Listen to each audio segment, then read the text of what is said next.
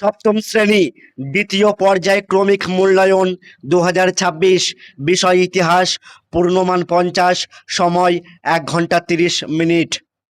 1 নম্বর দাগের প্রশ্ন, সঠিক উত্তরটি বেছে নিয়ে লেখো, যেখানে প্রতিটি প্রশ্নের মান থাকবে 1 করে। বেলগ্রামের যুদ্ধ হয়েছিল 1539 খ্রিস্টাব্দে, 1540 খ্রিস্টাব্দে, 1541 খ্রিস্টাব্দে।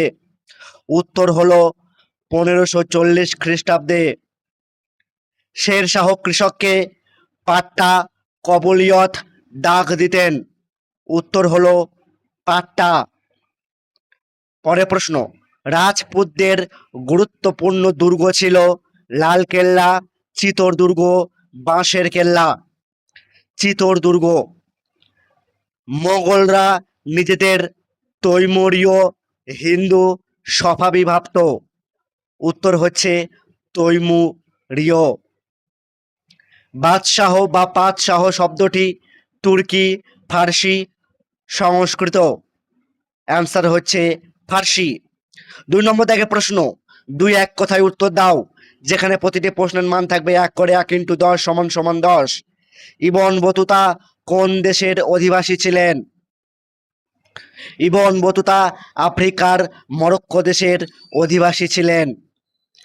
সিজদা শব্দের অর্থ কি?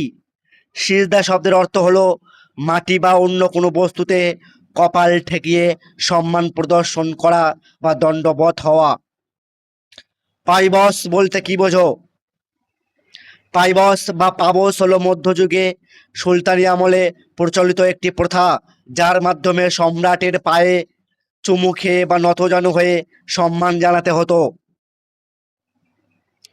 বাহমনি রাজ্যের রাজধানী কোথায় ছিল? বাহমনি রাজ্যের রাজধানী ছিল গুলবর্গা। দিল্লির কোন সুলতানকে পাগলা রাজা বলা হতো? দিল্লির সুলতান মোহাম্মদ বিন তুগলককে তার বিভিন্ন অদ্ভুত ও দূরদর্শী পরিকল্পনার জন্য পাগলা রাজা বলা হতো। সৈয়দ বংশের প্রতিষ্ঠাতা কে ছিলেন? সৈয়দ বংশের প্রতিষ্ঠাতা ছিলেন খিজির খান।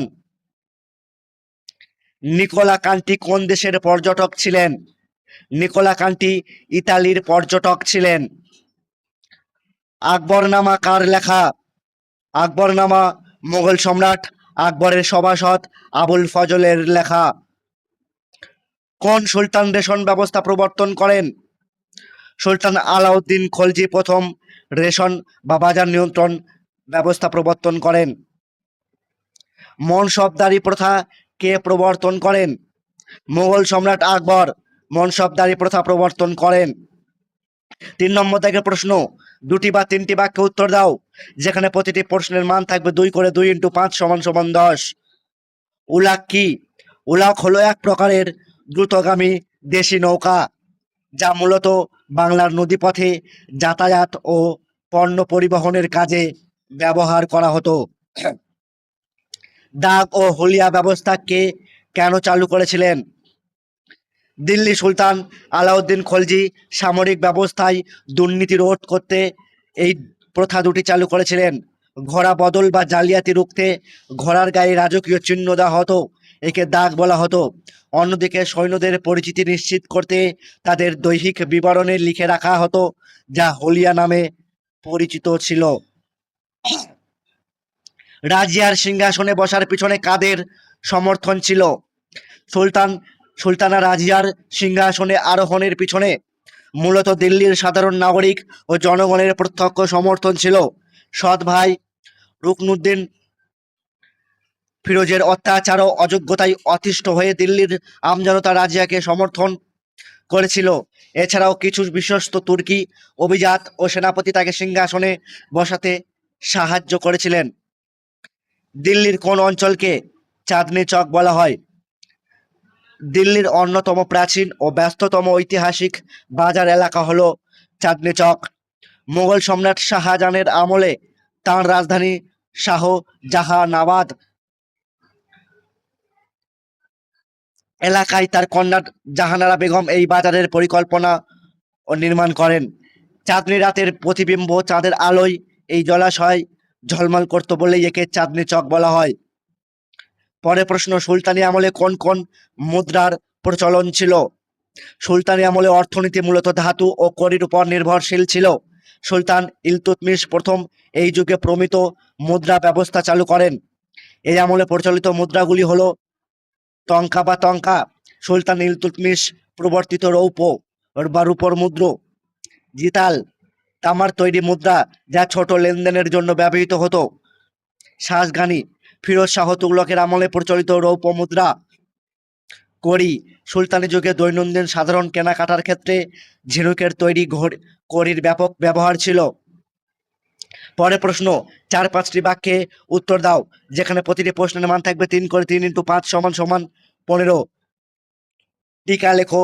তুরস্ক দণ্ড।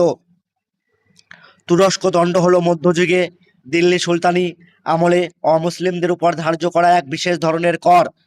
তুর্কি বা মুসলিম শাসকরা এই ধরনের কর আদায় করতেন মূলত সাম্রাজ্যের নিরাপত্তা বজায় রাখা এবং অপরাধ দমনের নামে।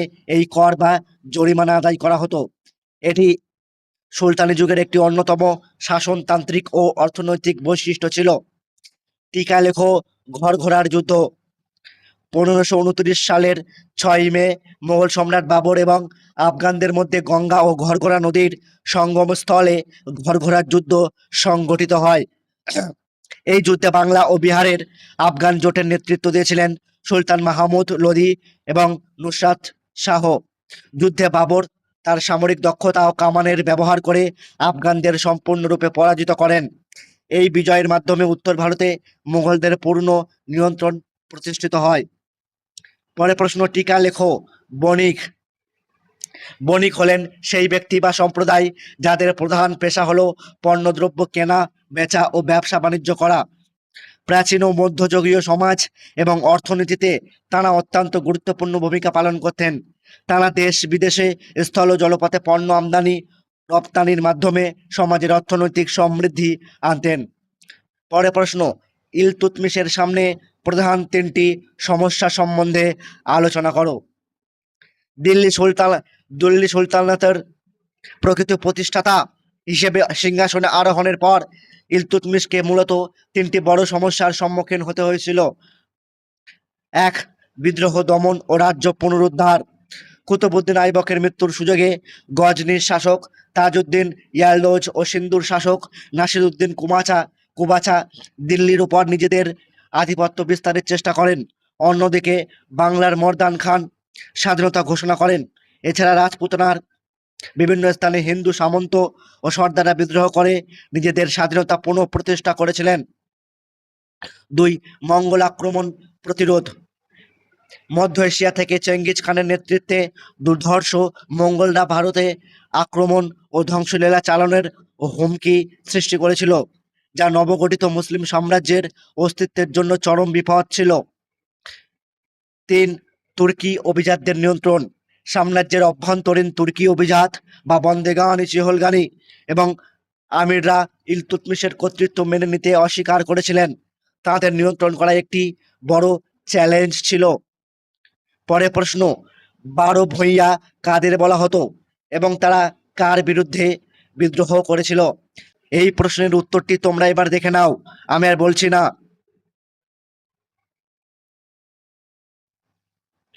খাতায় লিখে নাও। পরের প্রশ্ন 5 নম্বর দেখে 8-10টি বাক্যে উত্তর দাও, যেখানে প্রতিটি প্রশ্নের মান থাকবে 5 করে। 5 × 2 = 10। পানিপথের প্রথম যুদ্ধ কত খ্রিস্টাব্দে ও কাদের মধ্যে হয়েছিল? এই যুদ্ধে বাবরের জয়লাভের কারণ কি?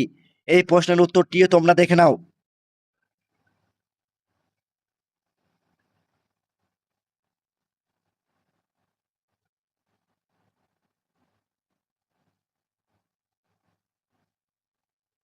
পরের প্রশ্ন, আকবরের নবরত্ন সভা ও রাজা বীরবল সম্বন্ধে আলোচনা করো।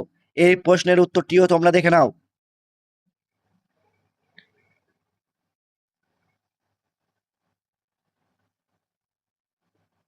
তো আজকের প্রশ্নটি ঠিক এই পর্যন্ত ছিল। ভিডিওটা ভালো লাগলে লাইক এবং সাবস্ক্রাইব করে দেবে।